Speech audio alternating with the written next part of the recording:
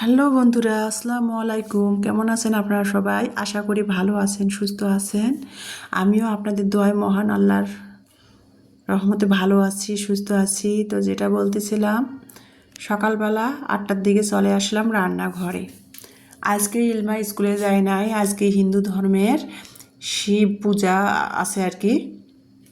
শিব পূজা আজকে, সেই জন্য আর কি স্কুল বন্ধ, মানে কোচিংও বন্ধ। ইলমার দুই বোনের স্কুল কলেজ বন্ধ। তো 8টার দিকে চলে আসলাম রান্নাঘরে। এসে কি করতেছি দেখতেই পাচ্তেছেন।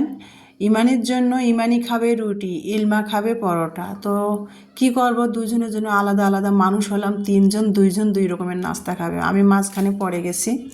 তো ইমানের জন্য কিন্তু আগে আমি রুটি 3টা রুটি বেলে নিয়েছি, যে ও 2টা খাক না 3টা খায়, কয়টা খায় খাবে, 3টা রুটি ওর জন্য ভেজে নিয়ে ইলমার জন্য পরোটা ভাজতেছি।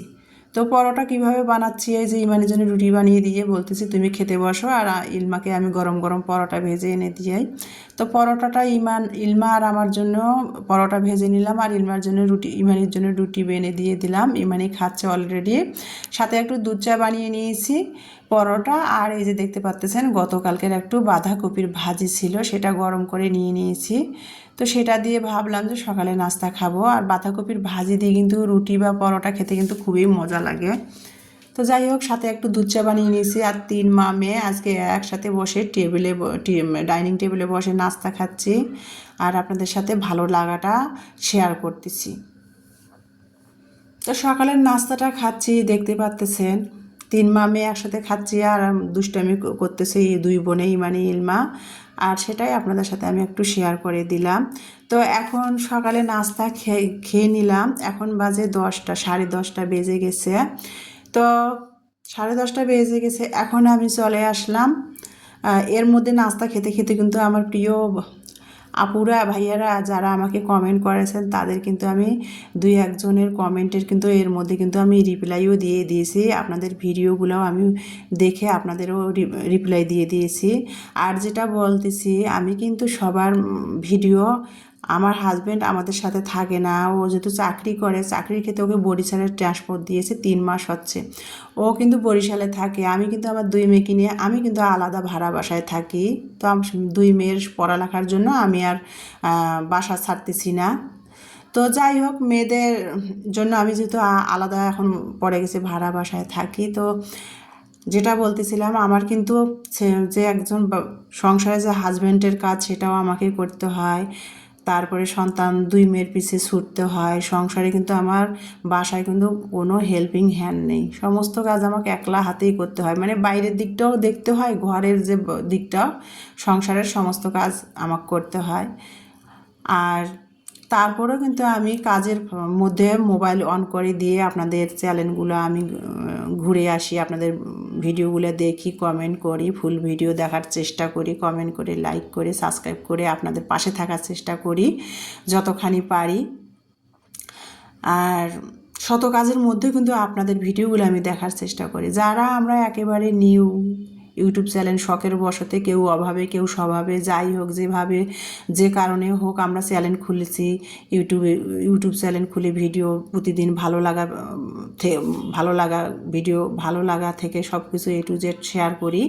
তো তাদের উদ্দেশ্যে বলতেছি, যারা million subscribe, million comment, view, বা হাজার যাদের ভিউ সাবস্ক্রাইব, তারা তো আমাদের নতুনদের পাত্তাই দেয় না। অথচ তারা আপু ভাইয়ারা, তাদের উদ্দেশ্যে বলছে, তারা কিন্তু ভুলে গেছে, তারা সেলিব্রিটি হওয়ার পর ভুলে গেছে যে তারা কিন্তু আমাদের মতো সাধারণ জনগণ, বা আমাদের কারণে কিন্তু, জনগণের কারণে কিন্তু তারা সেলিব্রিটি আজকে। Million million view, million million subscribe, হাজার হাজার ভিউ, হাজার হাজার সাবস্ক্রাইব। অথচ তাদেরকে যদি একটা কমেন্ট করা হয়, তাদের ভিডিওগুলো কন্টিনিউ দেখা হয়, কমেন্ট করা হয়, তারা কিন্তু কমেন্টে রিপ্লাই দেয় না, পাত্তাই দেয় না নতুনদের। চিন্তা করেন। অথচ তারা কিন্তু আমাদের কারণে কিন্তু আজ এই এত দূরে পৌঁছাতে পারছে, million view, million subscribe, million comment তাদের। অথচ নতুনদের তারা পাত্তাই দেয় না। তারা ভুলে গেছে যে তারাও কিন্তু একদিন আমাদের মতো নতুন ছিল, অনেক কষ্ট করে ভিডিও বানিয়েছে।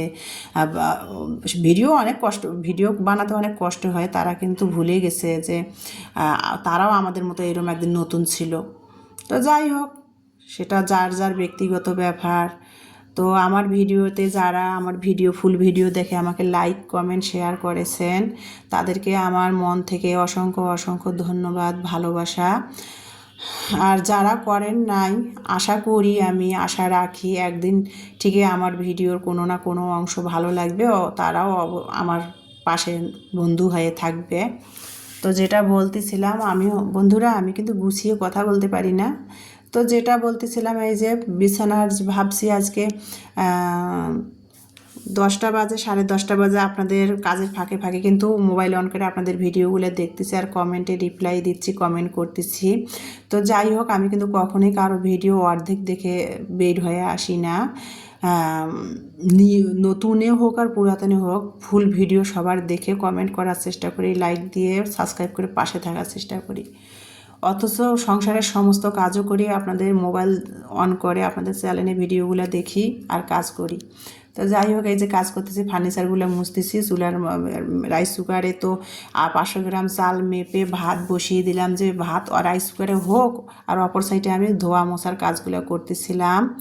তো স্টিলের প্লেট বাটিগুলো ছিল, সকালে নাস্তা বানিয়ে খেয়েছি, সেগুলো কিন্তু আমি ছাই দিয়ে বসে গেলাম। আর আমার বাসায় তো এখানে ছাইয়ের অভাব নাই, বাড়িওয়ালা ভাইরা যেহেতু চুলায় খড়ি দিয়ে রান্না করে, লাকড়ি দিয়ে মাটির চুলায় রান্না করে, সেই জন্য আমার বাসায় ছাইয়ের অভাব হয় না। মাছ কাটতে গেলে বলেন, বা স্টিলের সিলভারের প্লেট বাটি মাজতে গেলে বলেন, ছাইয়ের অভাব পড়ে না। আর স্টিলের সিলভারের প্লেট বাটিগুলো ছাই দিয়ে মাজলে কিন্তু খুবই পরিষ্কার হয়, দেখতে খুবই সুন্দর লাগে। আর কাঁচের প্লেট বাটি তো, আর মেলামাইনের প্লেট বাটি তো সবসময় ডিশওয়াশ দিয়ে মাজতে হয়, এটা তো কম বেশি সবাই আমরা জানি বা ব্যবহার করি ডিশওয়াশ, ডিশওয়াশ। তো যেটা বলছিলাম, আমি কিন্তু যে ময়লা বেডশিটটা, যদিও ময়লা একটু অল্প, যদিও ময়লা হয় নাই, যে আর 3 দিন বাদে যেহেতু রোজা, সেই জন্য আর কি ভাবছি যে আজকে 26 তারিখ, 27, 28, এটা যেহেতু 28 মাস, ফেব্রুয়ারি মাস একেবারে খুবই ছোট মাস, 28 মাস, মানে আজকে 26 তারিখ, 27, 28, 2 দিন আছে আর এই ফেব্রুয়ারি মাসে। তারপরে তো 2 তারিখ থেকে রোজা।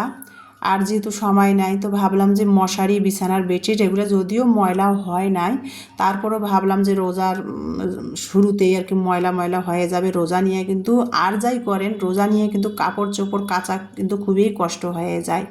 তো ভাবলাম যে বিছানার, আজকে যদি ইমানি ইলমার প্রাইভেট কোচিং নাই, কলেজ স্কুল নাই, তো ভাবলাম যে বাসায় আছি আর ধোয়া মোছার কাজগুলো করি। হালকা যদিও ময়লা হয়েছে, ময়লা হয় নাই, তারপরে ধোয়া মোছা করি। তো সেটাই করলাম, যেই কাজ সেই কথা। বিছানার বেডশিটগুলো সব তুলে ফেললাম, তুলে ফেলে বিছানার মধ্যে পরিষ্কার বেডশিট বিছাই দিলাম। আর মশারি, বিছানার বেডশিট সব ওয়াশরুমে নিয়ে যেয়ে হুইল ডিটারজেন্ট পাউডার ফেনা করে ভিজাই দিয়ে আসলাম, যে 3-4 মিনিট ততক্ষণ ভিজুক। আর অপর সাইডে আমি ওই যে ফ্রিজ থেকে আর কি মাছ বের করে ভিজাই রেখে দিয়েছিলাম, তো মাছগুলোর বরফ ছেড়ে গেছে, সেগুলো এখন কেটে নিচ্ছি। আজকে এই যে আইড় মাছটা কেটে নিচ্ছি। আইড় মাছটা কী করব, কাটতেছি ঠিকই, কী রান্না করব, আইড় মাছের ভুনা করব না কী করব চিন্তা করতেছি। আইড় মাছটা কাটতেছি, বরফ ছাড়ছে, কাটতেছি। আর তেলাপিয়া, বড় তেলাপিয়া মাছের 2টা মাথা বের করে নিয়েছি, সেটা কি করব সেটাও আপনাদের সাথে শেয়ার করব। তো এই যে আইড় মাছটা আমি কেটে নিচ্ছি, আর তেলাপিয়া মাছের মাথাটা বরফ ছাড়িয়ে ধুয়ে নিয়েছি। ধুয়ে লবণ, হলুদ, মরিচের গুঁড়া দিয়ে মেখে তারপরে তেলের মধ্যে লাল লাল করে ভেজে নিলাম। লাল লাল করে একবারে কড়া করে ভেজে নিলাম। এই জন্যে আলু ঘাটি করব। আমাদের উত্তরবঙ্গের মধ্যে কিন্তু অনেক ডিস্ট্রিক্ট আছে, দিনাজপুর, রংপুর, নীলফামারী। আর রংপুর, নীলফামারী, সৈয়দপুরের মধ্যে না আলু ঘাটি বলে না, আলুর নাড়া বলে। আলুর নাড়া আলাদা, আলুর ডাল কিন্তু আলাদা। আলুর ডাল যেটা, সেটা সিদ্ধ, আলু সিদ্ধ করে ডাল রান্না করে। আর যেটা আলুর নাড়া বলে, সেটা আলু কেটে ধুয়ে কাঁচায় আলুটাকে ভালো করে কষিয়ে তারপরে রান্না করে, সেটাকে আলুর নাড়া বলে। তো দিনাজপুরে আবার এই আলুর নাড়াকে আলু ঘাটি বলে। তো এই যে দেখতে পাচ্ছেন আলু ঘাটিটা করতেছি, আমি দিনাজপুরের ভাষায় বলি আর কি, আলু ঘাটিটা করতেছি। আলু ঘাটিটা করার জন্য লাল যে দেশি ছোট গোলা আলুটা আছে না, সেই আলুটা আমি পাতলা পাতলা একেবারে পাতলা পাতলা করে ঝুরি ঝুরি করে কেটে নিয়েছি। নিয়ে ভালো করে ধুয়ে নিলাম। মাছের তেলাপিয়া মাছের মাথা দুইটা তো লাল লাল করে একবার কড়া করে ভেজে নিলাম। আর এই যে দেখতে পাচ্ছেন এখন কিন্তু আমি আলু ঘাটিটা করতেছি। আলু ঘাটিটা করার জন্য প্রথমে আমি কড়াইয়ের মধ্যে একটা বড় সাইজের পেঁয়াজ কেটে দিয়েছি, তেল দিছি, পেঁয়াজ তেল ভেজে নিয়ে স্বাদ মতো লবণ দিছি, হলুদ মরিচের গুঁড়া দিছি, আদা রসুন বাটা দিছি। এটা যেহেতু আলু ঘাটি, আদা রসুন বাটাটা দিলে ফ্লেভারটা ভালো লাগবে, খেতেও কিন্তু সুন্দর লাগবে। তো আদা রসুন বাটা দিয়েছি, জিরা বাটা দিয়েছি, দিয়ে মশলাটা ভালো করে কষিয়ে নিয়ে তারপরে আলুটা দিয়ে দিয়েছি। আর আলু ঘাটির জন্য আমি কিন্তু একটা ছোট্ট গাজরও কুচিয়ে দিয়েছি, কালারের জন্য, দেখতে সুন্দর লাগবে। তো আলুটা দিয়ে ভালো করে কিন্তু আমি কষাইছি। আর আলুটা কিন্তু ভালো করে কষাই দিয়ে কিন্তু সিদ্ধ হয়ে গেছে, একবার ভর্তা ভর্তা হয়ে গেছে, সেটা তো আপনারা দেখতে পেয়েছেন। তারপরে গরম পানি দিলাম, কষিয়ে গরম পানি দিলাম জাল ও ঝোলের জন্য, দিয়ে তারপরে কিন্তু আমি মাছের মাথাটা ভেজে রাখছিলাম সেটা দিলাম, দিয়ে কিন্তু রান্না করে নিলাম। নিয়ে তারপরে কিন্তু আলুটা একবারে ভাঙা ভাঙা হয়ে গেছে। তারপরে মাছের মাথাটা দিলাম, ধনিয়া পাতা দিলাম, দিয়ে কিন্তু আলু ঘাটিটা আমি ভাজা জিরার গুঁড়া দিয়ে নামিয়ে নিলাম। নিয়ে কাপড় কাচতে আসছে, যে দেখতেই পাচ্ছেন রান্না করে রেখে আমি কাপড় কাচতে এসেছি, বা ওয়াশরুমে কাপড়গুলো ভিজা রাখছিলাম সেগুলো কেচে দিয়ে ছাদে চলে আসলাম। এই যে দেখেন 2টা মশারি ধুয়েছি, তারপরে ইলমার বিছানার বেডশিট, ইলমার কাপড় চোপড় এগুলো ধুয়েছি। আর যেটা বলতেছিলাম, মশারি রাতে না ঘুমানোর সময় মশারি টাঙতেও আমার কাছে বিরক্ত লাগে। আমার কাছে যে মশারি টাঙা, মশারি কেচে দেওয়া, এই কাজটা সবচেয়ে আমার একবারে বিরক্তর কাজ, একবারে বিরক্তর কাজ। তো সেই বিরক্তর কাজটাতে আজ আমি হাত দিয়েছি। মশারি যদিও ময়লা হয় নাই, তো রোজার মাস যদি ময়লা হয়, রোজা নিয়ে মশারি ধোয়া খুব কষ্টকর ব্যাপার আমার কাছে মনে হয়। মশারি রাতে ঘুমানোর সময় টাঙা আর মশারি ধোয়া খুবই কষ্টকর ব্যাপার। তো যাই হোক, মশারিটা 2 বেডরুমের মশারি, বিছানার চাদর সব ধুয়ে ছাদে নেড়ে দিয়ে, আর এই যে দেখতে পাচ্ছেন নেড়ে দিলাম। আজকে ওয়েদারটাও ভালো না, বাতাস বইতেছে আর মনে হয় যে বৃষ্টি আসবে, এরম মেঘলা মেঘলা ভাব। আর বাড়িওয়ালা ভাইরা বাসায় নেই, বাড়িওয়ালা ভাইরা রবিবারের দিন, মানে সরি 24 তারিখে বাড়িওয়ালা ভাইরা ঢাকা গেছে সোমবারের দিন।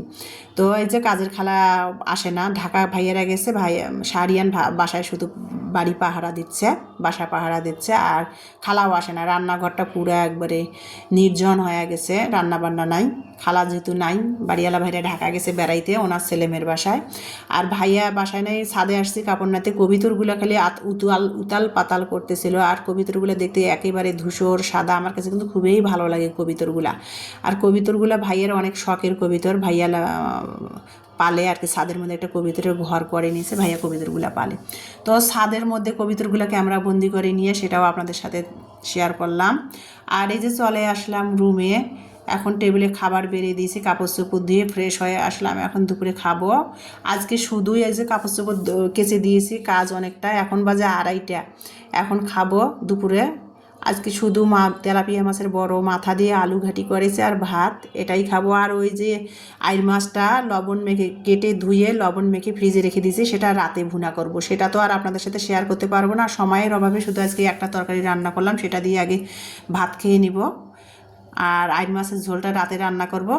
আর এই যে দেখতে পাচ্ছেন দুপুরে খাবার তো শেষ হয়ে গেল, এখন বাজে বিকেল 4:30। 4:30টায় ইমানি বলতেছিল যে ও ফুলকপির পাকোড়া বানাবে। তো ফুলকপিগুলো আমি ছোটো ছোটো করে কেটে দিলাম, দিয়ে সব চালের গুঁড়ো বেসন ওকে সামনে বের করে দিলাম। তারপরে ও চালের গুঁড়ো বেসন নিয়ে নিল মিশায়, মানে বেসন নিয়েছে 1 কাপ, চালের গুঁড়া নিয়েছে আধা কাপ, আদা রসুন বাটা দিয়েছে, হলুদ মরিচের গুঁড়া দিয়েছে, স্বাদ মতো লবণ দিয়েছে, তারপরে এখানে জিরার গুঁড়ো দিয়েছে একটু, আর ধনিয়া পাতা কুচি করে, একবারে কুচি করে ধনিয়া পাতা দিয়েছে, দিয়ে একটু একটু করে পানি দিয়ে ও ফুলকপির যে পাকোড়া বানাবে সেই বেটারটা তৈরি করে নিচ্ছে বেসন আর চালের গুঁড়া দিয়ে, মশলার মিশ্রণ দিয়ে বেটারটা তৈরি করে নিচ্ছে, একটু একটু করে পানি দিচ্ছে আর গুলাই নিচ্ছে বেটারটা। আর ফুলকপিটা কিন্তু ছোটো ছোটো করে কেটে দিয়েছে, সেটা কিন্তু একটু সামান্য একটু লবণ দিয়ে পানিতে ভাপাই নিয়েছে, হালকা করে একটু ভাপাই নিয়েছে, নিয়ে পানিটা ঝরতে দিয়েছে প্লাস্টিকের একটা ঝুড়িতে। আর এই যে ফুলকপির পাকোড়ার বেটারটা একটু একটু করে পানি দিচ্ছে আর তৈরি করে নিচ্ছে, সেটা তো দেখতেই পাচ্ছেন। তো বেটারটা তৈরি করে নিচ্ছে, আর অপর সাইডে কিন্তু আমি চুলার মধ্যে ম্যাজিক চুলাতে কড়াইয়ের মধ্যে তেল গরম করতে দিয়ে দিয়েছি। আর ইমানি এই যে পাকোড়ার বেটারটার মধ্যে ভাপিয়ে রাখা ফুলকপিগুলো দিয়ে পাকোড়ার বেসনের বেটারটাতে মেখে মেখে গরম তেলের মধ্যে ফুলকপিটা ছেড়ে দিচ্ছে। এই যে পাকোড়া বানাবে যেহেতু, এই যে ছেড়ে দিচ্ছিলাম। তো সেটাই আর কি আমি মানে আপনাদের তো সবসময় বলি আমার মেয়ে কোনো কিছু খাইতে ইচ্ছা করলে ও কিন্তু আমাকে ডিস্টার্ব করে না, ও রান্নাঘরে নিজে এসে গুটুর মুটুর করে নাস্তা তৈরি করে। তো নাস্তা খেতে খেতে বিকেলের আজকে ভিডিওটা আপনাদের মাঝ থেকে বিদায় নিব। সবার সুস্বাস্থ্য কামনা রেখে সবাই ভালো থাকবেন, সুস্থ থাকবেন, আমার পরিবারের সাথে থাকবেন।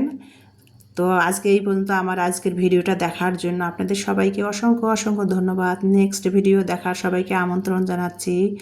সবাই ভালো থাকবেন। আবারও সবাইকে ধন্যবাদ জানিয়ে শেষ করতেছি। আল্লাহ হাফেজ।